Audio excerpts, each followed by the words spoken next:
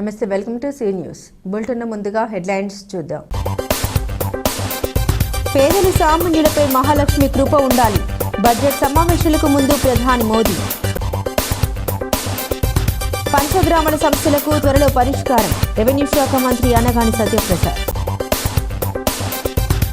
వైఎస్ఆర్సీపీ టీడీపీ దొందే. ఏపీసీసీ ముఖ్య అధికార ప్రతినిధి తులసిరెడ్డి. ప్రజా ఉద్యమాలకు నిలవెత్తు నిదర్శనం గద్దర్. ఎస్సీ ఎస్టీ సంక్షేమ సంఘాల ఘన నివాళులు. ద్వారక తిరుమలరావుకి ఘన వీడ్కోలు. పోలీసు వ్యవస్థను బలోపేతం చేశారని ప్రశంసలు.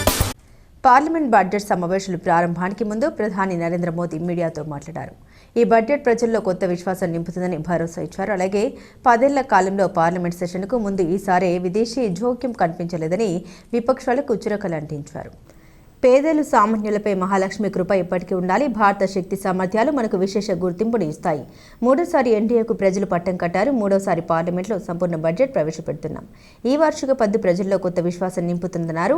భారత అభివృద్ధి లక్ష్యంతో మిషన్ మోడల్లో ముందుకెళ్తుందని, ఇన్నోవేషన్, ఇన్యూజన్, ఇన్వెస్ట్మెంట్ లక్ష్యంతో దూసుకెళ్తున్నామన్నారు.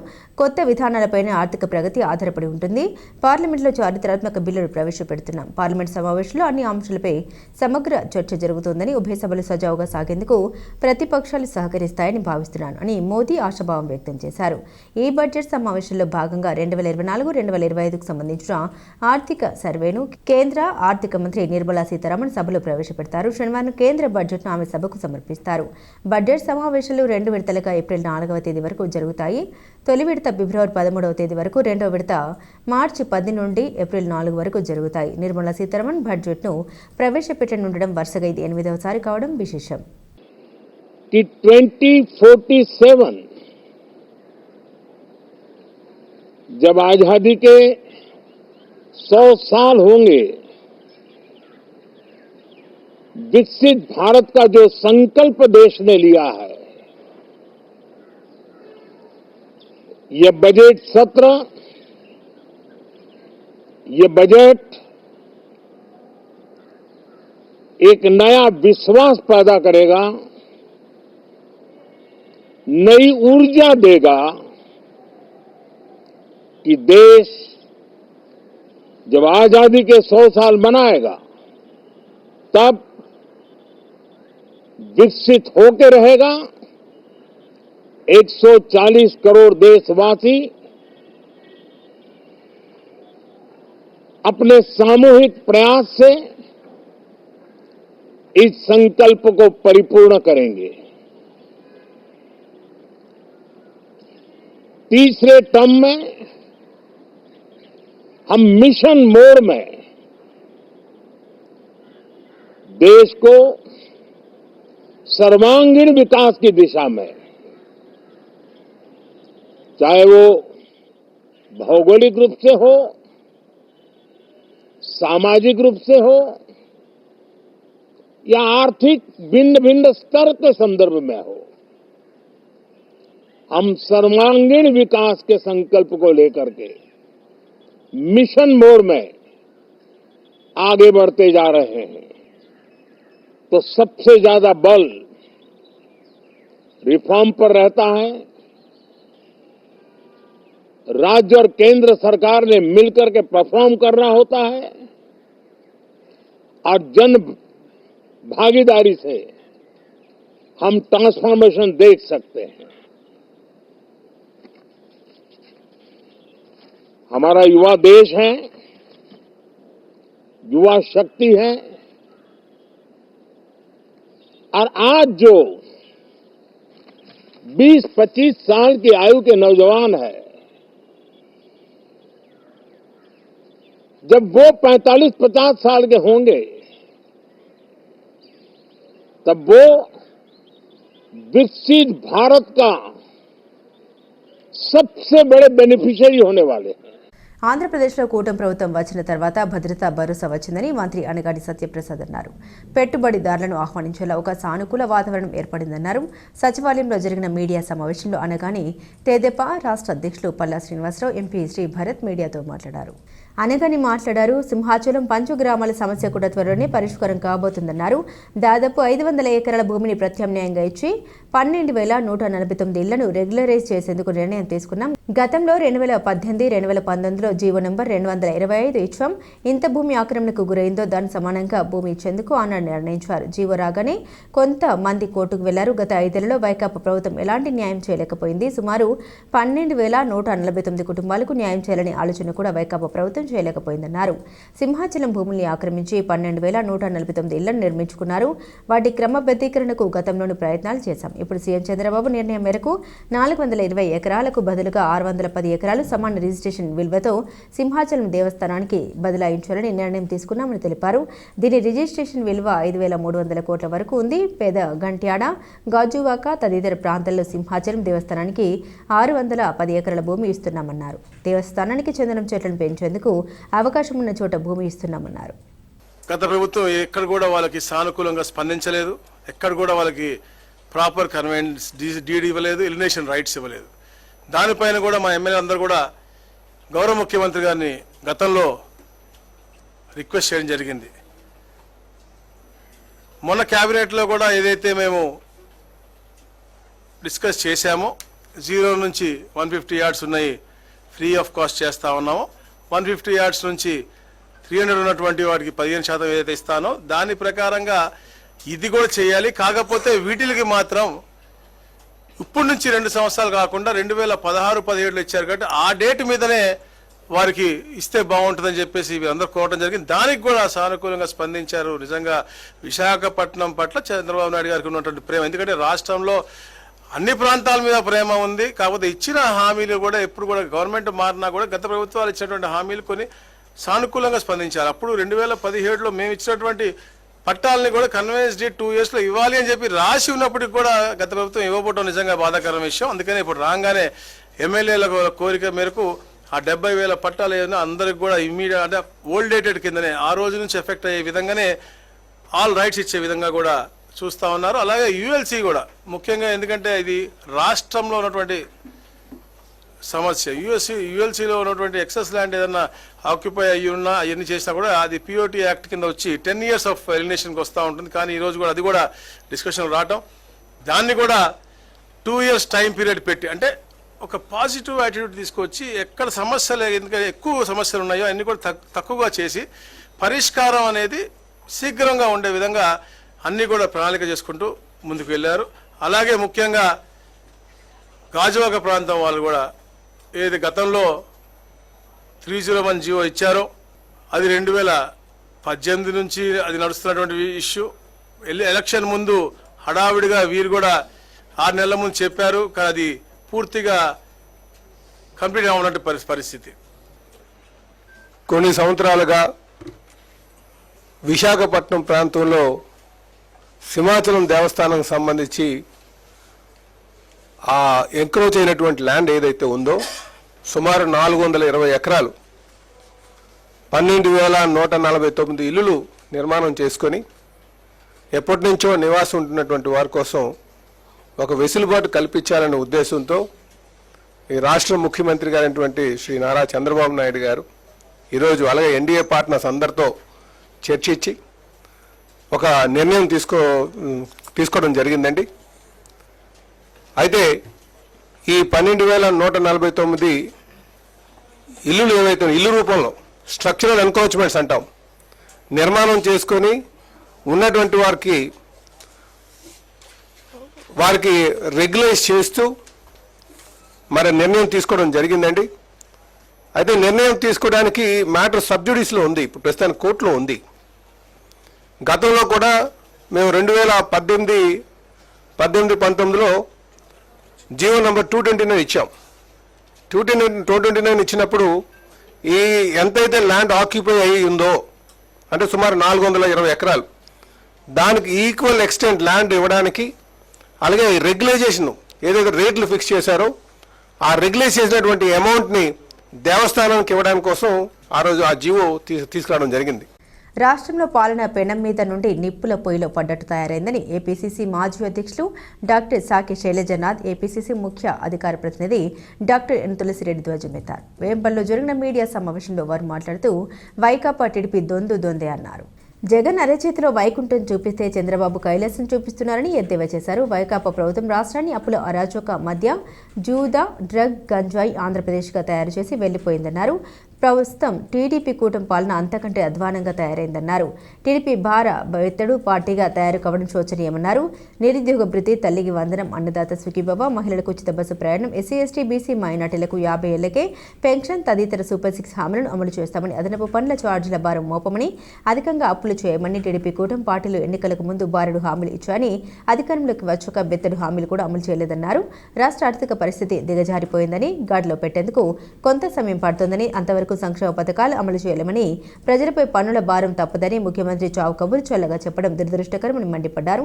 పులివెందుల సమన్వయకర్త ధ్రువకుమార్ రెడ్డి, అనంతపురం మాజీ అధ్యక్షులు ప్రతాప్ రెడ్డి, సుబ్రహ్మణ్యం, రామకృష్ణ, తిర్పాల్ రెడ్డి, అనిల్ కుమార్ రెడ్డి, అమర్నాథ్ రెడ్డి, ఉత్తన్న, వేమయ్య, వేమ నాగరాజు, వెంకటేష్, రాజు, రమణ తదితరులు పాల్గొన్నారు. రాష్ట్రంలో పాలన పెనం మీద నుండి కనకన మండే నిప్పుల పొయ్యిలో పడ్డారు. అటు వైకాపా ప్రభుత్వం, ఇటు టీడీపీ కూటమి ప్రభుత్వం దొందే. జగన్మోహన్ రెడ్డి ఏమో అరచేతిలో వైకుంఠం చూపిస్తే, చంద్రబాబు నాయుడు గారేమో అరచేతిలో కైలాసం చూపిస్తున్నాడు. గతంలో వైకాపా ప్రభుత్వం ఈ రాష్ట్రాన్ని అప్పుల ఆంధ్రప్రదేశ్గా, అరాచక ఆంధ్రప్రదేశ్గా, డ్రగ్ ఆంధ్రప్రదేశ్గా, మధ్యాంధ్రప్రదేశ్గా, గంజాయి ఆంధ్రప్రదేశ్గా, అరాచక ఆంధ్రప్రదేశ్గా మార్చి ఆయన చెప్పినాడు. అంటే ఆయన పార్టీ. ఇప్పుడు చంద్రబాబు ప్రభుత్వం అంతకంటే అధ్వానంగా తయారైపోయింది. ఒక విధంగా చెప్పాలంటే టీడీపీ బారాబెత్తడు పార్టీగా తయారైంది. మనం జానబెత్తడు అంటాం, జానకు బెత్తడుకు కొంచెమే డిఫరెన్స్ ఉండేది. ఇది బారాబెత్తడు పార్టీ తయారైపోయింది. ఎన్నికలకు ముందేమో అధికారంలోకి రాకముందు బారెడు హామీలు, సూపర్ 6 సూపర్గా అమలు చేస్తాం, కొత్త పన్నులు వేయం, ఛార్జీలు పెంచాం, అప్పులు అధికంగా చెయ్యం, మా దగ్గర అల్లావుద్దీన్ అద్భుత దీపం ఉంది, సంపద సృష్టిస్తాం, ఈ యొక్క రాష్ట్రాన్ని స్వర్ణాంధ్ర చేస్తాం అని ఎన్నికలకు ముందు వారికి హామీలు ఇచ్చారు. నిజమేనేమో ఈయన దగ్గర అల్లావుద్దీన్ అద్భుత దీపం ఉందేమో అని చెప్పేసి ప్రజలు నమ్మి ఓట్లేసి గెలిపించే ఎన్ని నెలలు కావస్తూ ఉంది.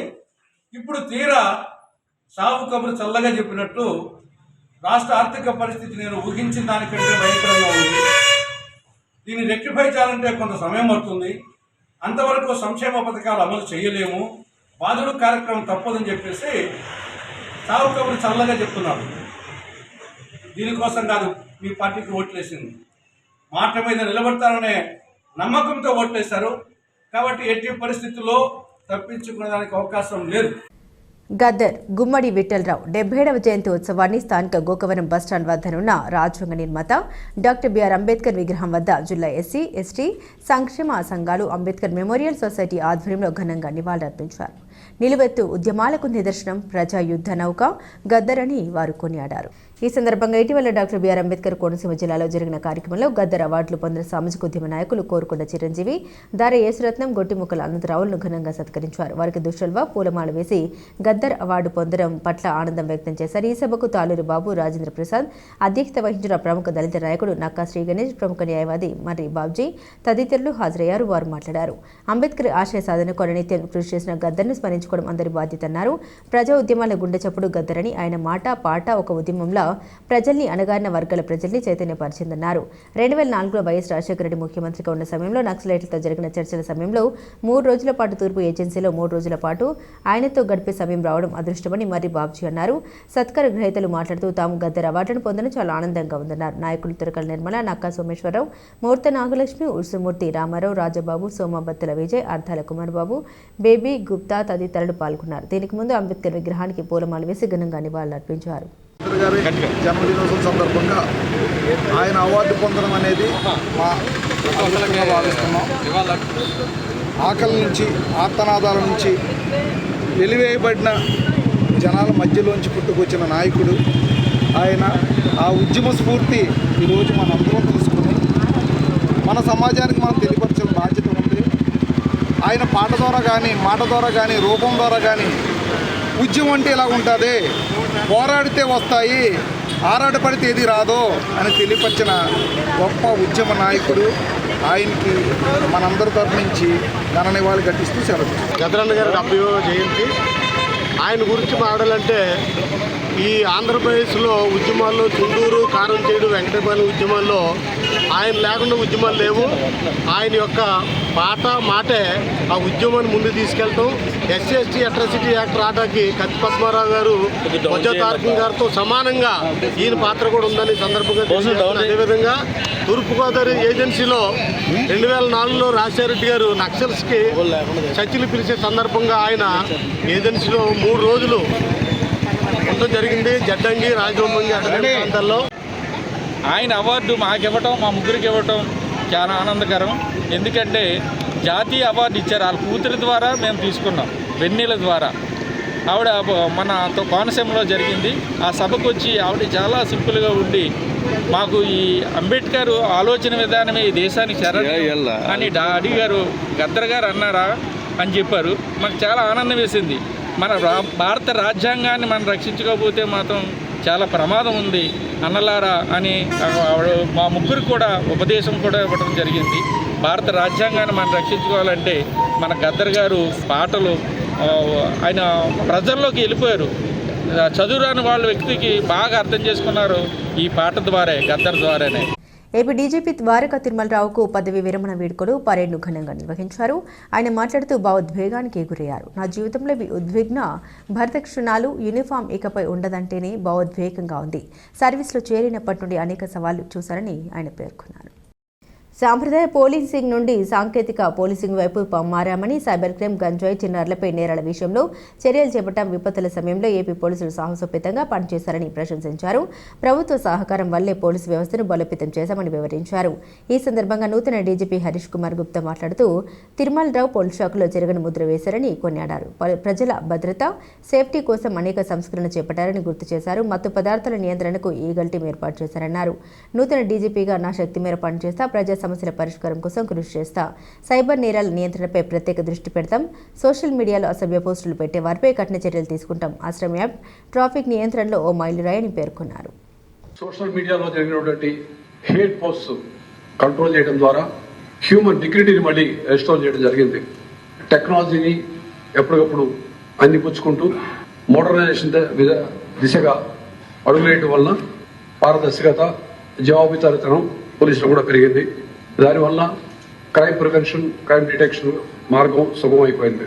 అదేవిధంగా ట్రాఫిక్ మేనేజ్మెంట్లోనూ ముఖ్యంగా విజయవాడలో తీసుకున్న ఇనిషియేటివ్స్ అయితేనేమి, అదేవిధంగా ఇన్వెస్టిగేషన్ విషయంలో కూడాను ఆర్టిఫిషియల్ ఇంటెలిజెన్స్ ఇనిషియేటివ్స్ టూల్స్ వాడటం ద్వారా మేము చేస్తున్న పని మరింత సులువుగా ప్రజలకు ఉపయోగపడే విధంగా చేయడం జరుగుతూ ఉంది. మార్చ్ 31కి 1,00,000 కెమెరాలు ఖచ్చితంగా మేము లక్ష్యం సాధించగలమని చెప్పి నమ్ముతా ఉన్నాను. అది ఒకసారి వచ్చాక బహుశా మా వాళ్ళకి ఇంకా ఫర్దర్ మోటివేట్ అయ్యి ఆ 1,00,000 కాస్త 2 లక్షలు, 3 లక్షలకి రీచ్ అయ్యేది 2025 కనీసం చివరికైనా 2-3 లక్షల వరకు చేరుకునే అవకాశం ఉంటుందని అనుకుంటా ఉన్నాను. And it's possible, it's workable. అదేవిధంగా డ్రోన్స్ కూడాను పెద్ద ఎత్తున పోలీస్ డిపార్ట్మెంట్ పర్చేజ్ చేసి ఇచ్చినవి కాక, మేము హెడ్ ఆఫీస్ కొని జిల్లాలకు ఇచ్చినవి కాక, దాతల సహాయంతో ప్రతి చోట కూడా డ్రోన్స్ డిప్లాయ్ చేస్తా ఉన్నాం.